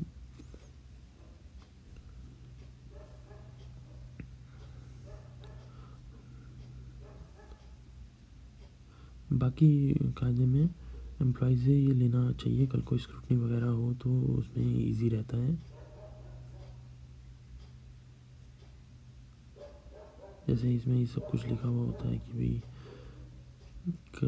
डिटेल में क्या आर एंड पेड कितना हुआ, नेम, उसका एड्रेस, पैन नंबर, ये सब चीज़ें जाती हैं क्योंकि, तो एक तरह से ये ऑर्गेनाइज्ड फॉर्मेट है। 80C के अंदर क्या क्या क्या डिडक्शन से अलग अलग डिक्लेयर करने का अलग अलग नेचर की बंदा करता है।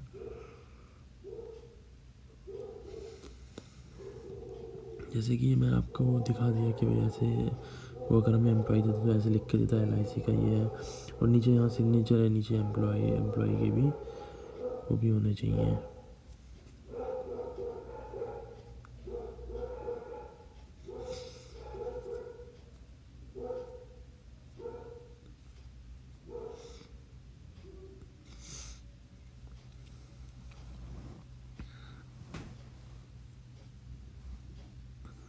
दूसरे वाले के केस में हमारे 0 थे, कोई थी नहीं।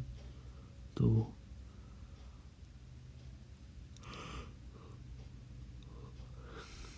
जैसे कि पूरे साल में हमने सिर्फ 2 ही एम्प्लॉयज़, यानी कि जो भी, जिसमें कि एक डायरेक्टर है खुद कंपनी का और एक बाहर का स्टाफ है, उसका ही TDS काटने का सैलरी एलिजिबिलिटी के अंदर आई थी।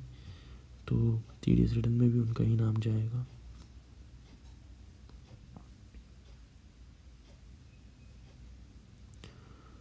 और ये कह रहे हैं कि यहाँ पर टोटल टैक्सेबल इनकम जैसे आ रही है तो वहाँ पे आ जाएगी। रिबेट 87 में भी कुछ नहीं मिल रही इनको, क्योंकि इनकी 5 लाख से ऊपर जा रही थी, अगर उसके नीचे जाती तो वहाँ पे आ जाता।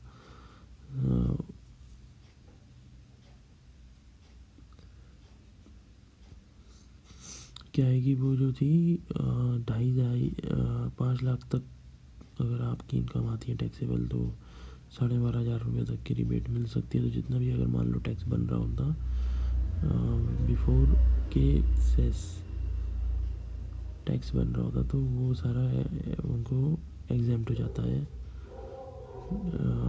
डिडक्शन टैक्स फ्री हो जाता है, मतलब एक तरह से। और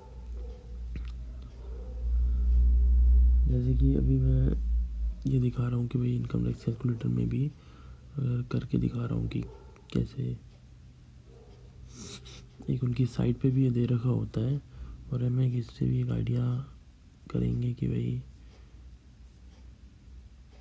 ये जैसे कि मोटा मोटा क्या हमारा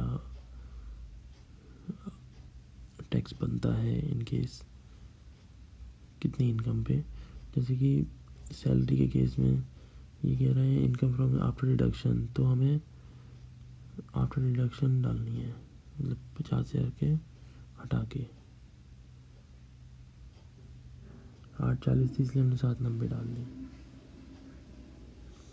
बाकी और अलग अलग ऐड्स किया तो उसका भी डिटेल में डाल सकते हैं। और ये 80 की जैसे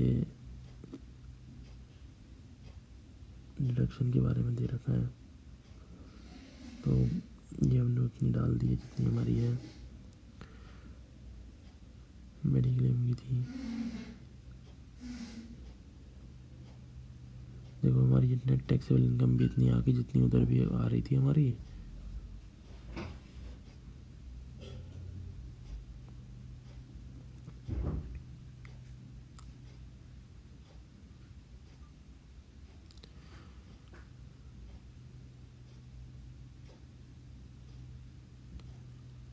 यहाँ तक है ये इतना लंबा। और ये भी ना मतलब हॉरिजॉन्टल स्क्रॉल करना पड़ रहा है, वर्टिकल होता तो इजी रहता, कुछ ऐसा सिस्टम होता तो।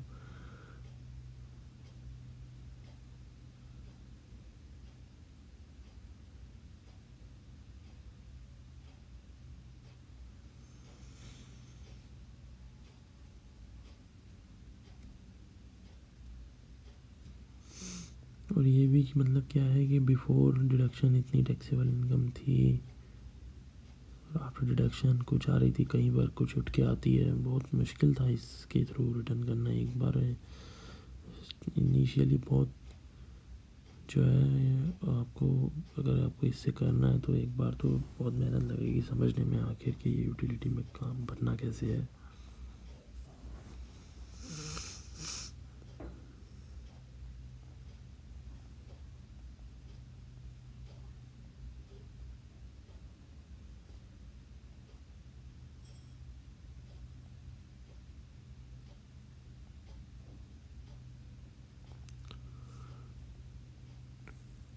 और अभी यहाँ पर जो है दोनों की टोटल कितना डिडक्शन अमाउंट है वो लिख के आ गई थी।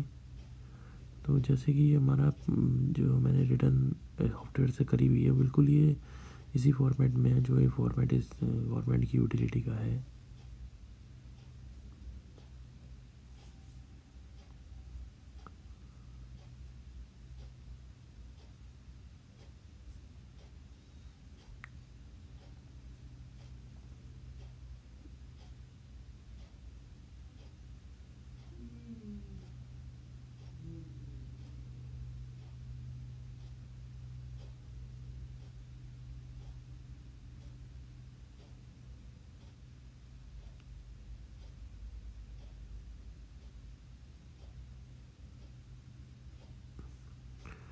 वैसे क्या है कि आप इसको मोबाइल की स्क्रीन पे देखें तो बहुत छोटा हो जाएगा, इसलिए आप इसे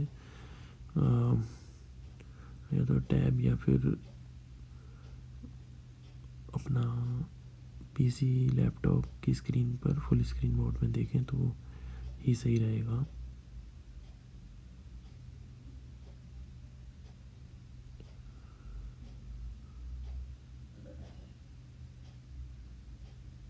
यहाँ हमने ये डिडक्टेबल अमाउंट डाल दी एक्चुअल में जो थी, यहाँ से हटा दी। बड़ी यहाँ पे येलो हो जाता है लेकिन यहाँ डालनी पड़ेगी। तो फर्स्ट टाइम था, अभी मैं भी देख ही रहा हूँ कि कैसे कैसे करना था।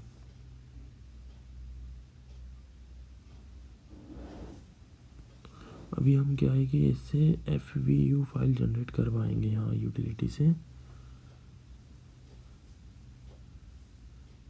जो कि हमारा पर्पस है करना। और ये आपको भी करनी है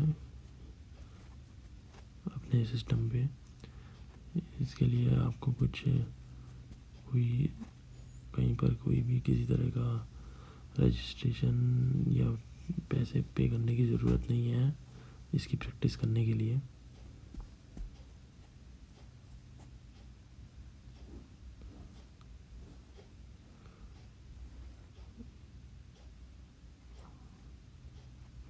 बाकी FVU फाइल जनरेशन करने के जो बाद का प्रोसेस है वो अलग वीडियो में आपको दिखाऊंगा मैं। छोटा सा प्रोसेस है वो ऑनलाइन अपलोड का। या फिर आप लोग वैसे एक्चुअल में कुछ लोग वो ना करके, पहले क्या हो, पहले होता था ऐसे कि भाई वो वहाँ पे अभी जैसे कि टैक्स भी जो है हमने अपने आप ही भर दिया है शायद। ये ऑटो पॉपुलेटेड तो नहीं आ रहा है।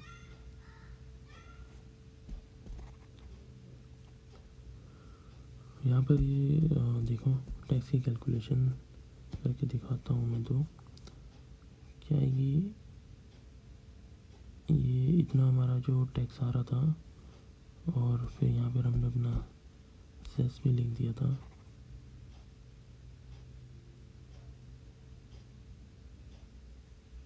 और ये यहाँ पर ये कैलकुलेट करके दिखा दे रहा है ऑटोमेटिकली कि कितना हमारा कम हमने काटा या कितना एक्स्ट्रा काट दिया। माइनस में आ गया हमारे, तो हमने मतलब एक्स्ट्रा कर दिया था दोनों की केसेस में।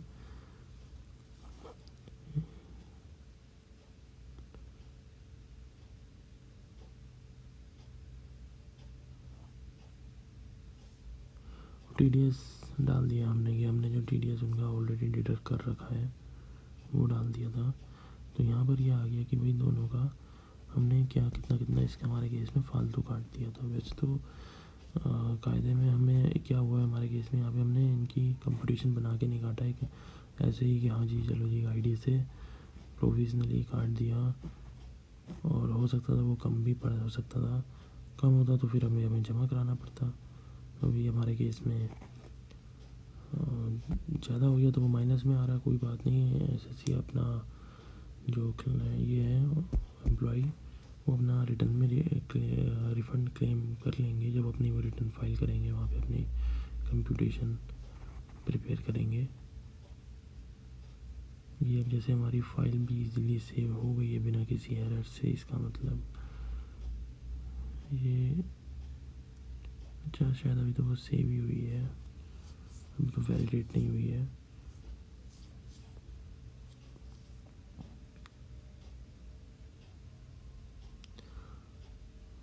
तो एक बार मैंने कहा दोबारा खोलते हैं अपने उस डाटा को रिफ़्रेश होकर कि भाई आगे का काम करना है। अभी तो हमने खाली अपने डाटा को सेव किया था, FVU जनरेट नहीं हुई है।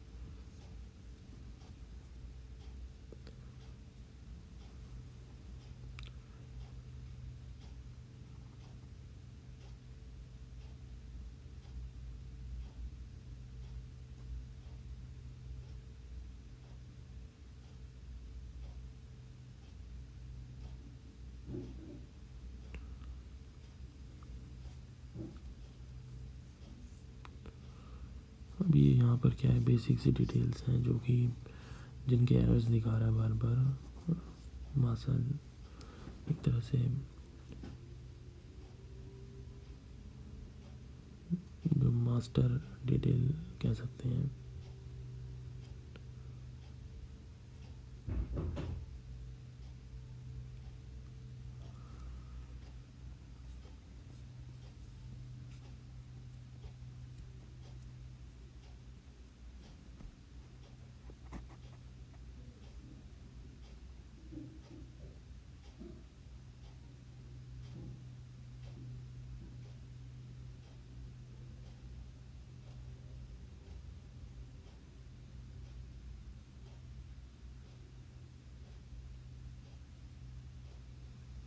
जैसे कि ये पर्टिकुलर तो डिडक्टर एम्प्लॉयर ये सब मैंने नहीं भरा था, तो वो सब चीज़ें यहाँ पर ये भरनी ज़रूरी होती हैं। जैसे हमने नॉन सैलरी वाली रिटर्न में भी किया था।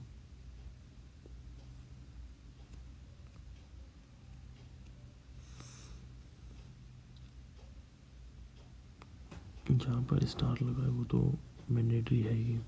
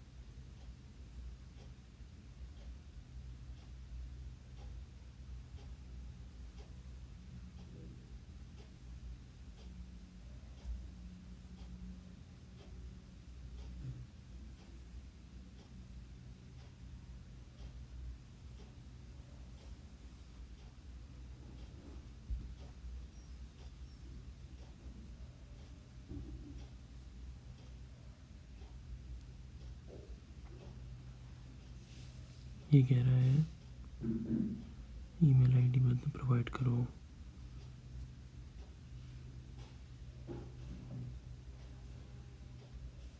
तो जब ये मैं क्रिएट फाइल पे क्लिक कर रहा हूँ तो ये जोन सी भी कमियां हैं उनको पॉपअप के थ्रू बता रहा है। ये कह रहा है कि ये ब्लैंक है, वो ब्लैंक है। तो मतलब सारी चीज़ों में कुछ ना कुछ भरना होता है, येलो करके हाईलाइट कर देता है। और ये नहीं कि एक बार में सारे एरर्स हाईलाइट कर दे, इन एक के बाद एक करता है। तो ये सब लिमिटेशंस, प्रॉब्लम्स कह सकते हैं इस यूटिलिटी में है। अभी जैसे कह रहा है कि इसमें ये समस्या है, उसमें ये समस्या है, आगे एक एक करके ठीक करो। सब में जीरो बनना पड़ेगा लगता है क्या।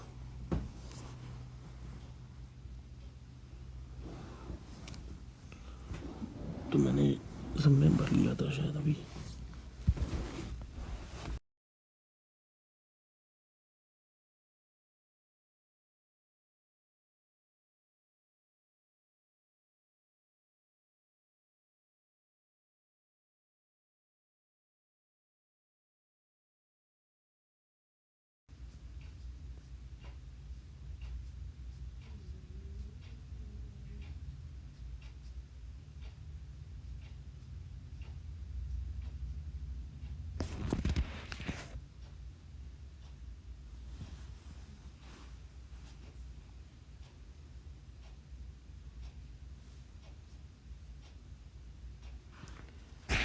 अभी क्रिएट फाइल करने पे इस तरीके का पॉपअप क्या आ जाता है।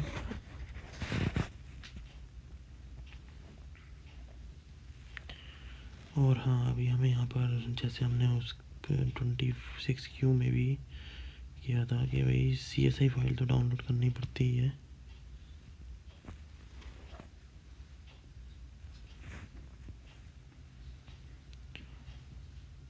वो हमें डाउनलोड करनी थी, शायद मैंने कर भी ली थी अभी पहले।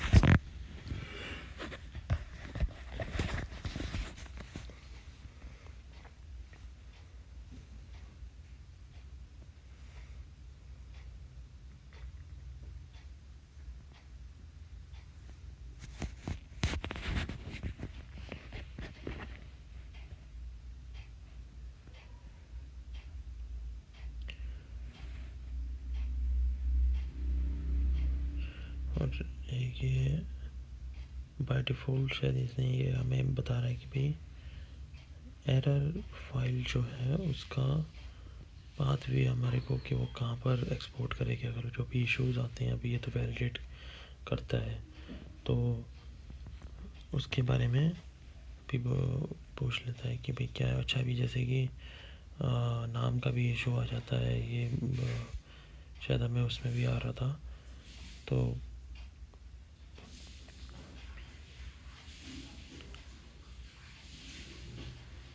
नाम का फॉर्मेट जो ये एक्सपोर्ट लेता है, अब हम क्रिएट फाइल पे फिर क्लिक करते हैं। ये कहता है ऑलरेडी एग्जिस्ट, रिप्लेस इट।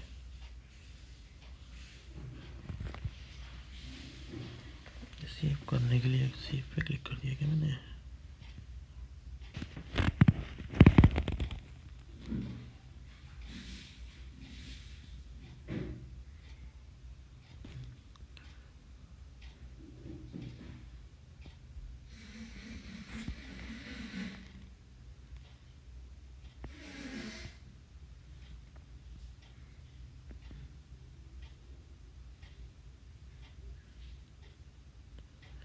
मैंने CSI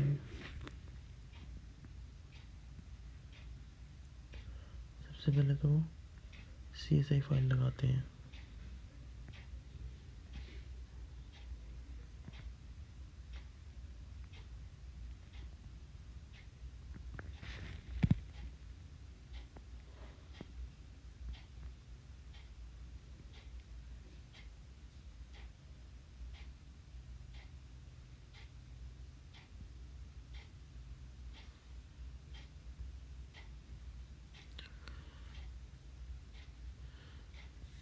ये लोकेशन पूछ रहा था, अभी बता दिया इसने कि एरर फाउंड हुए हैं। अब इसमें यहाँ पे क्या हो जाता है कि एरर फाइल खुल जाती है,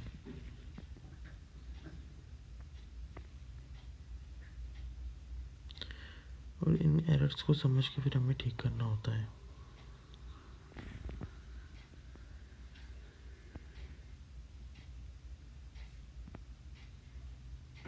जैसे वो कह रहा था कि अभी ब्रांच नहीं डाल रखी है,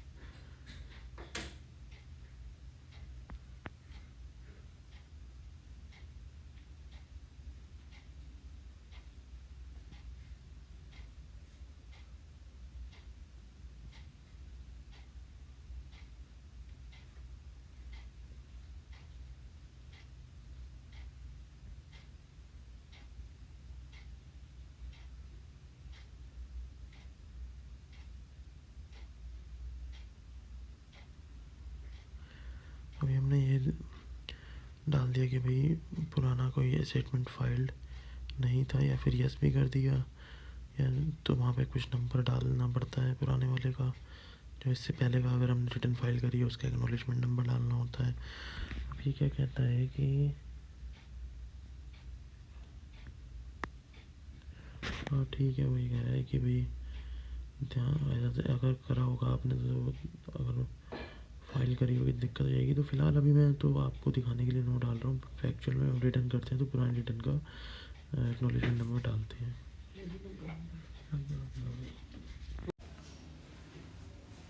तो अभी जैसे कि ये एरर आया फिर से अभी 3 का, और इसमें पढ़ के समझ आ रहा है कि डिडक्टी से जो नंबर 1 डिडक्टी के जो हैं वो 2 हैं, और नंबर 2 जो हमारा एम्प्लॉई है उसका 1 है। यानी कि मुझे पहले तो समझ नहीं आया, और फिर बाद में मैंने समझ गया था कि ये ऐसा हुआ है कि जो मैंने वहाँ पे कॉलम था कि जिसमें ग्रॉस अमाउंट डालनी थी और जो डिडक्टेबल अमाउंट डालनी थी, तो उसे मैंने ग्रॉस में 0 ही रहने दिया और डिडक्टेबल वाली में डाल दिया, जो चैप्टर 6 की थी, जो मतलब 80C और मेडिक्लेम वाली।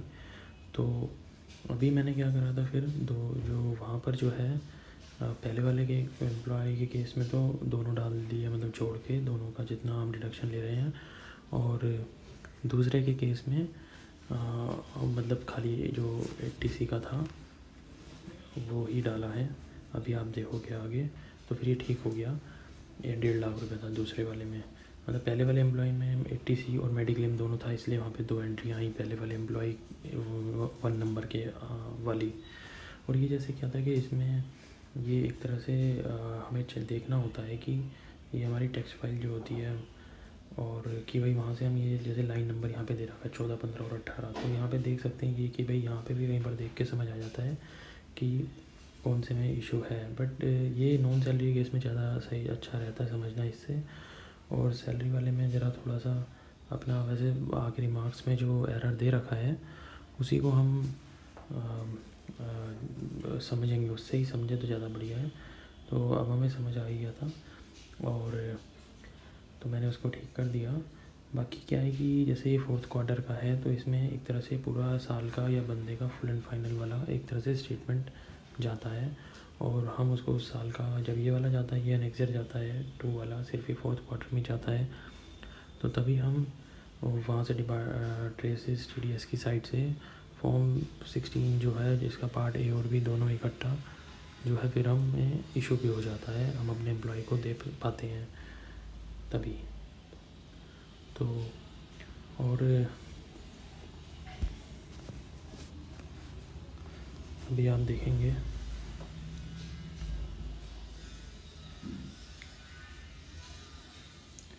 तो एक तरह से यहाँ पर ये मतलब पूरा जाता है इस लेक्चर में कि भाई हमने पूरे साल में क्या टैक्स काटा, कितना रुपया पे किया, किस हिसाब से डिडक्शन क्लेम करा अगले का, इन किस हिसाब से कंप्यूटेशन करी टैक्स की, और कितना TDS हमने काट लिया उनका, और कितना उनका बनता था, ज़्यादा काटा या कम काटा। कम काट के तो पेबल में तो अगर जाएगी तो फिर अपनी डिमांड ही आ जाएगी एकदम से, तो पेबल में तो कोई बंदा या ये दिखा के करता नहीं है कि भाई कि हमने कम TDS काटा है।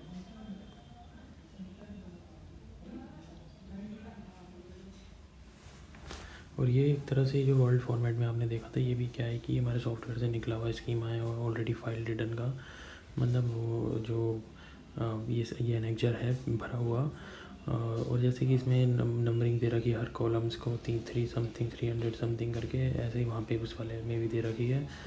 तो उससे हम जो है इस चीज़ को मैं इसको आपस में मैच भी कर रहा था साथ साथ।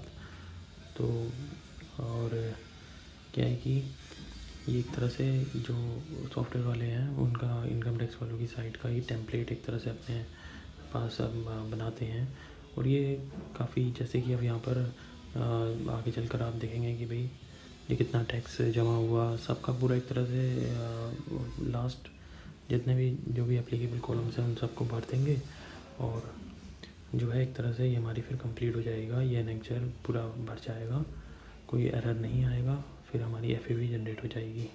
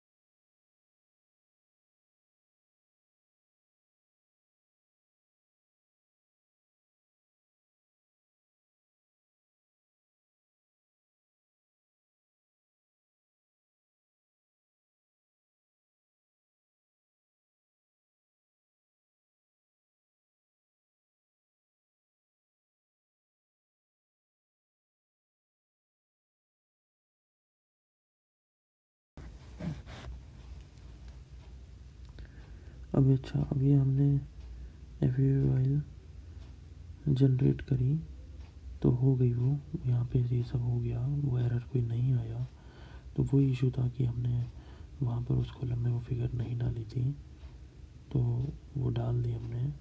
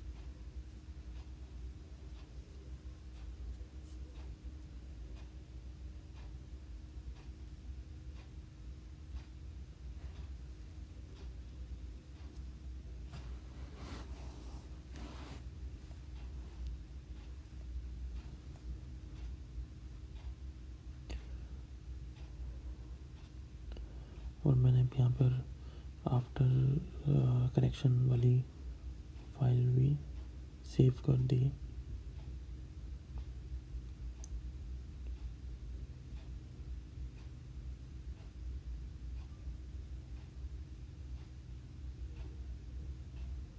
अगेन वाले फोल्डर के अंदर।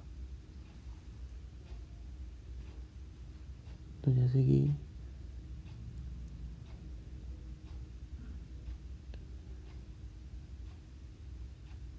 अभी फ़िलहाल मैं दोबारा से कर रहा था, तो CSI फाइल तो लोकेशन के कहीं और है, तो मुझे वहाँ की सेलेक्ट करनी पड़ेगी।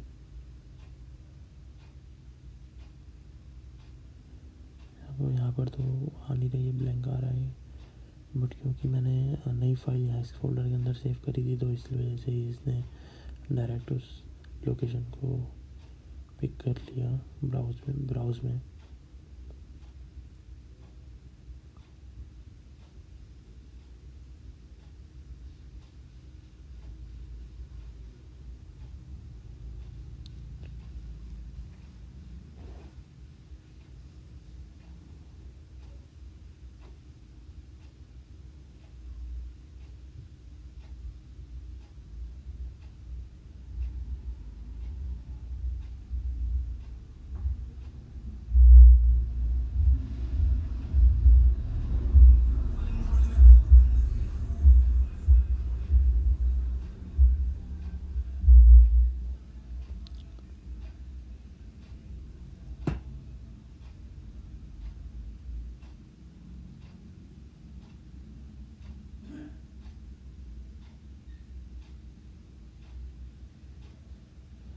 CSI फाइल का लग गया और ये मैंने वहाँ का पाथ दे दिया कि कोई अगर जो है एरर सब फिर आ गई हमें। यार ये क्या इशू है? ये error again through FU barcode note generated. अब ये क्या है? ये तो पुराने एरर हैं। तो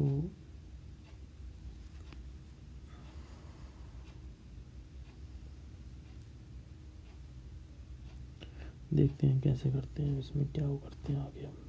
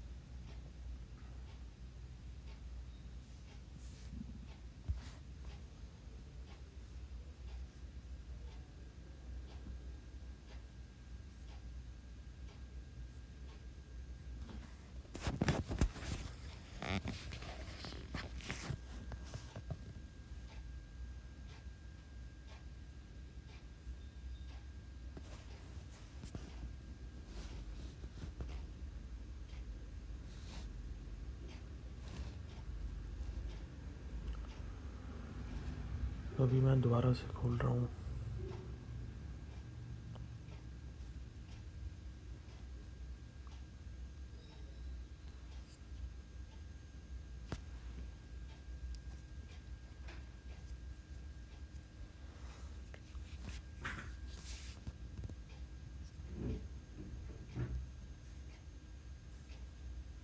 ये पुराना सब कुछ मैंने जो जब फाइल जनरेट हुई उसको मैंने डिलीट कर दिया।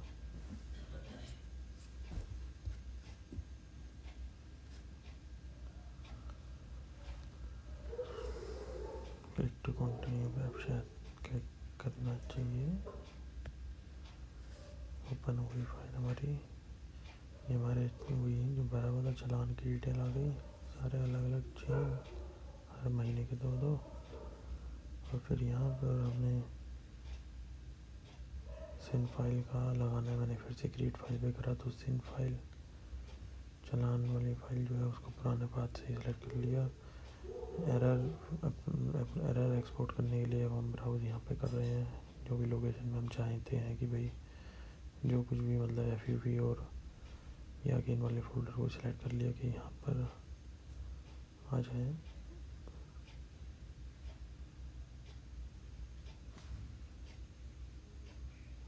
और अब ये यहाँ पर फिर से हमारी फाइल जनरेट हो गई है बिना किसी एरर के।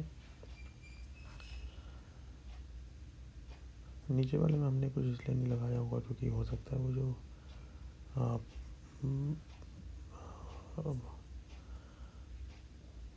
पाथ जो डाटा का फाइल का पाथ है जिसकी किसी इस केस में शायद वहाँ पे चाहिए होता होगा, पता नहीं हमने नहीं लगाया क्यों, ज़रूरत ही नहीं है। तो फ़िलहाल हमारा पर्पज़ सोल्व हो गया है। FVU फाइल जनरेट हो गई है।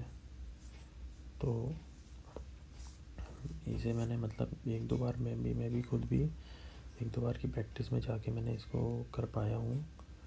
तो वैसे आप मेरे इंस्ट्रक्शंस के अलावा स्क्रीन पर कैसे चल रहा है वैसे भी कर सकते हैं। आप खुद करेंगे तो थोड़ा ज़्यादा आपको आइडिया हो जाएगा। और ये जैसे कि अलग अलग रिपोर्ट्स निकल आती है, मेन तो वो .FVU फाइल होती है। और 27A अगर आप वहाँ पर जा रहे हैं फैसिलेशन सेंटर यानी कि NSDL टिन में फिज़िकली जाके पेन ड्राइव में ले जाना चाहते हैं तो वो ले जाने होते हैं ये 27A और FVU। तो वो क्या करते हैं अपने सॉफ्टवेयर में फिर इसको इंपोर्ट करके अपलोड कर देते हैं। अदरवाइज़ आप खुद से भी कर सकते हैं। खुद से करने वाला प्रोसेस मैं एक अभी वीडियो में कवर करूँगा आगे। तो वो तो आप नहीं कर पाएंगे ऑनलाइन अपलोड, बट आप उसको देख सकते हैं। बिल्कुल छोटा सा प्रोसेस है वो। जो मेन काम होता है वो FAQ फाइल जनरेट करने तक का होता है।